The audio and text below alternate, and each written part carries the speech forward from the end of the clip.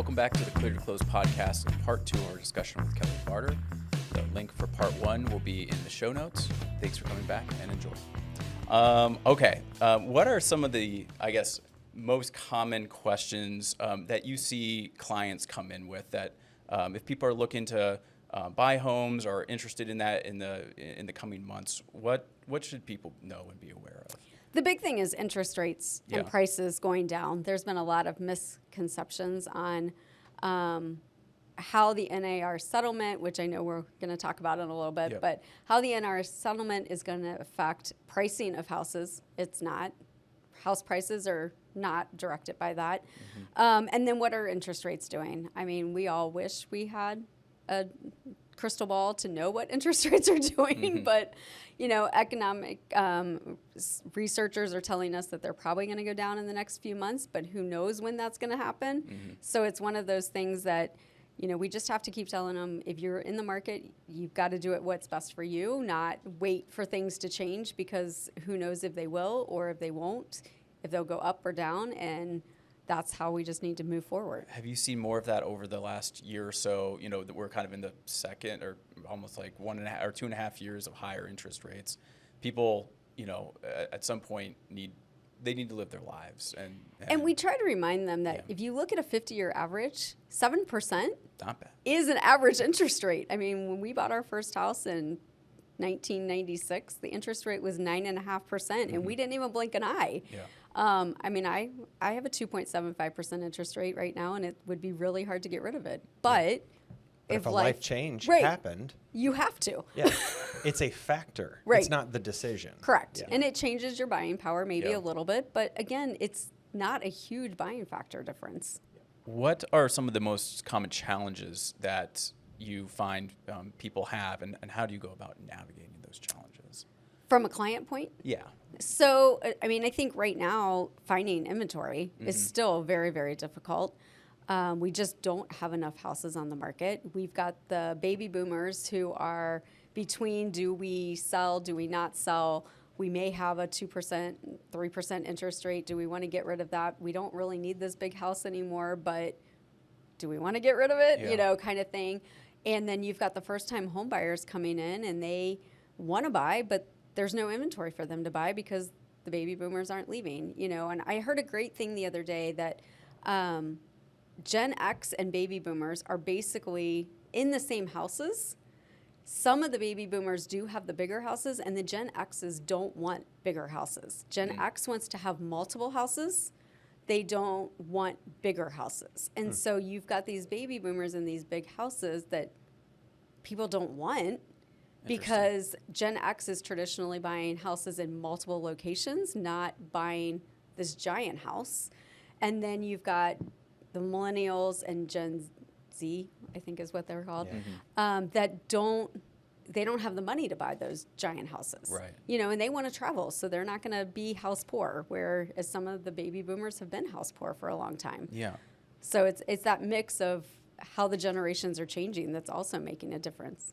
So just talking about interest rates, if they do come down, do you anticipate more inventory being freed up by those baby boomers now being maybe more motivated to sell, or it's just such a low interest rate they're locked into? They're not coming down to 2 or 3% ever right. again. Yeah. I don't think we're going to see that.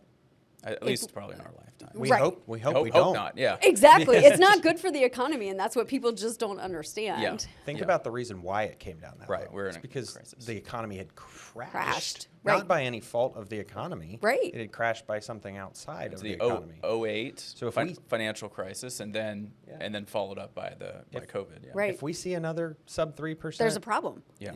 this is going to be the last thing anyone's talking about. Right. Yeah.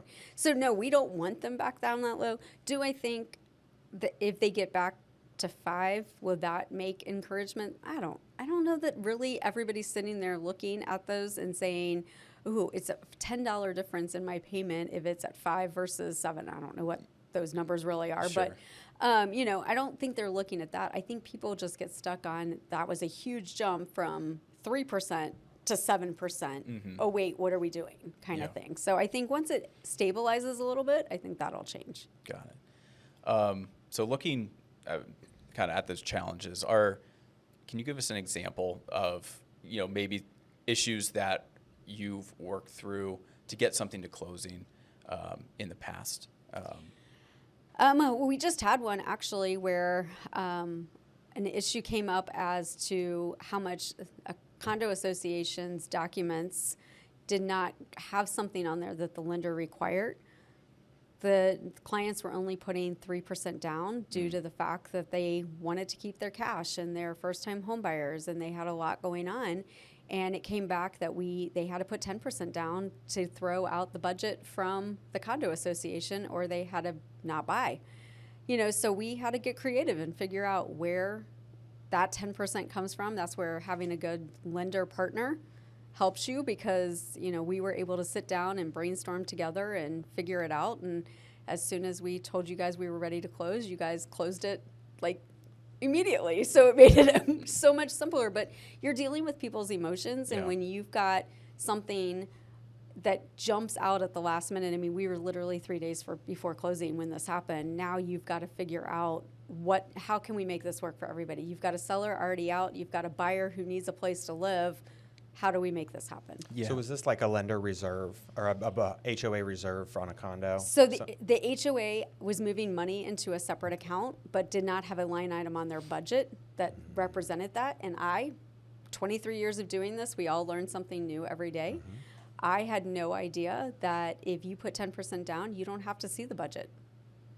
If you put 3% down, the lender wants to see the budget. I didn't know that as a fact. I mean, you have it makes logical sense, right? Yeah. Because the lender has less exposure. Yeah. In case you don't make your mortgage payments and get foreclosed on. Right. Well, what are they going to have to deal with when they maybe buy it back at sheriff's sale and if it forecloses? Right. But when you're telling a buyer that 3 days before closing, it creates a lot of anxious folks, I believe. Right. Yeah.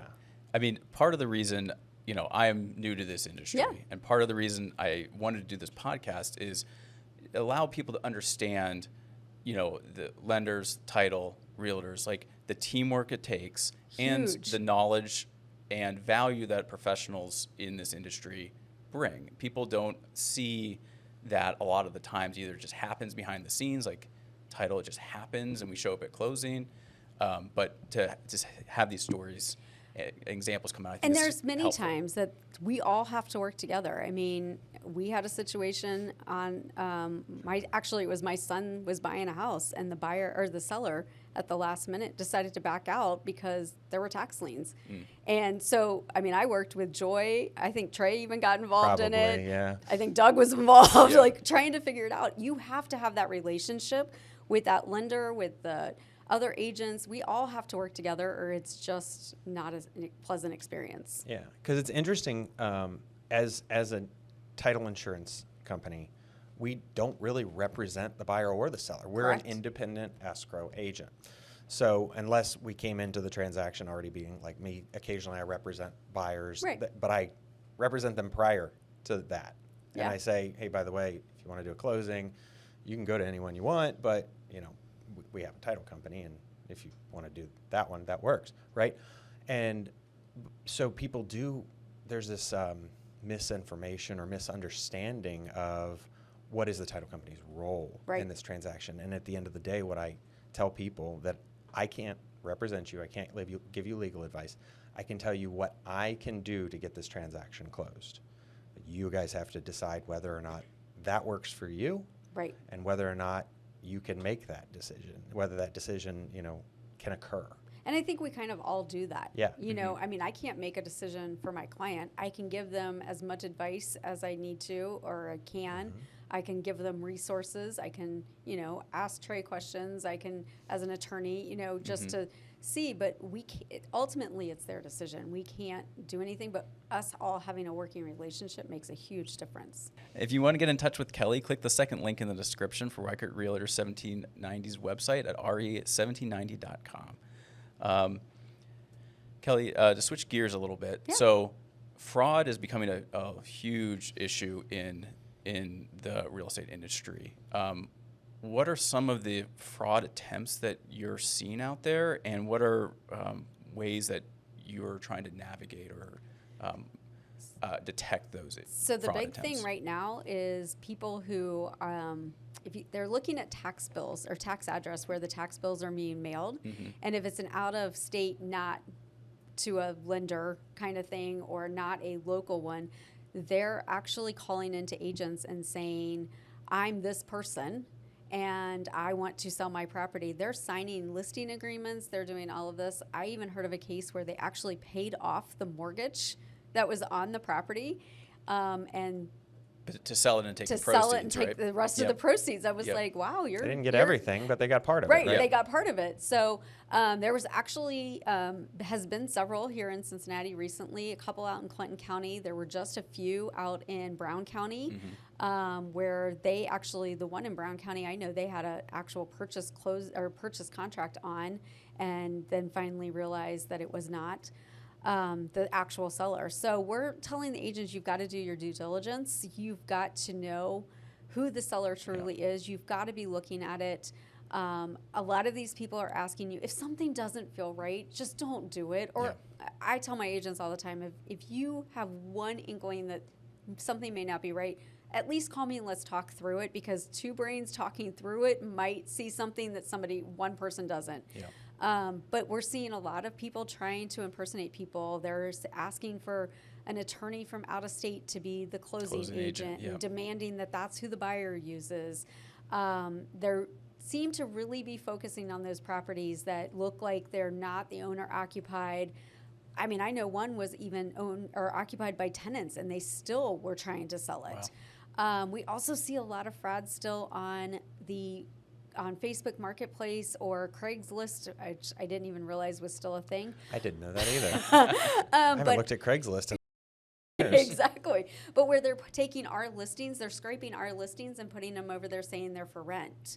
So on even lower price especially lower price listings, we had one that was over in the city of Wyoming, and somebody had put it on Facebook up for rent, where it was not up for rent. It was actually up for sale.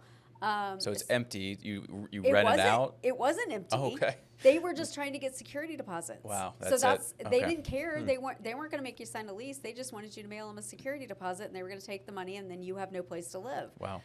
So that's been going on for a while, but we're seeing it ramp back up again. So a lot of it's education, just reminding our clients or our agents that if something doesn't feel right, just don't do it. You said you have the agents do due diligence. What is that? Like, what would you recommend that? So a lot of it is, researching, making sure that it is the right name. I know of a scenario where the seller's name was like two first names, and when the person called in, they said it backwards. And the agent was like, I think I know that name. And so she started doing some research and found out that, yes, I do know that name, and that's not who it was. So making sure that you're asking the right questions. Ask them about when they bought the house. If they don't know, or the property or whatever, a lot of it's vacant land too, some of it. But if they don't know when they bought it, that's your first red flag. Start asking them questions that they should know. Somebody said the other day, ask them a question that you know is a lie. Yeah. I think you may have been you. I told you that. That's Trey's legal advice. Yeah. Is lie to him. I Lie didn't to 'em. originate that. Yeah. Lie to them and see if they fall into the lie. But I mean, I think that's a great. If you know that that's not the truth, then try it and see what they say. You know, I mean, because they're good. Yeah. They're I see you bought convincing. this house in 2002, right? Oh yeah, we bought it back in 2002. No, you bought it in 2012, man. I know there was a case in Cincinnati where they were paying cash for the house, and it was a $500,000 house. They sent the money, and the money went to who knows where. All information provided in this publication is for informational and educational purposes only, and in no way is any of this content contained herein to be construed as financial, investment, or legal advice or instruction. TechneTitle Agency, Inc. and the guests appearing on this podcast do not guarantee the quality, accuracy, completeness, or timelines of the information in this publication. While efforts are made to verify the information provided, the information should not be assumed to be error-free. Some information in this publication may have been provided by third parties and has not necessarily been verified by TechneTitle Agency, Inc. TechneTitle Agency, Inc., its affiliates, and subsidiaries do not assume any liability for the information contained herein, be it direct, indirect, consequential, special, or exemplary, or other damages whatsoever, however caused, arising out of or in connection with the use of this publication or in reliance on the information, including any personal or pecuniary loss, whether the action is contract, tort, including negligence or other tortious action.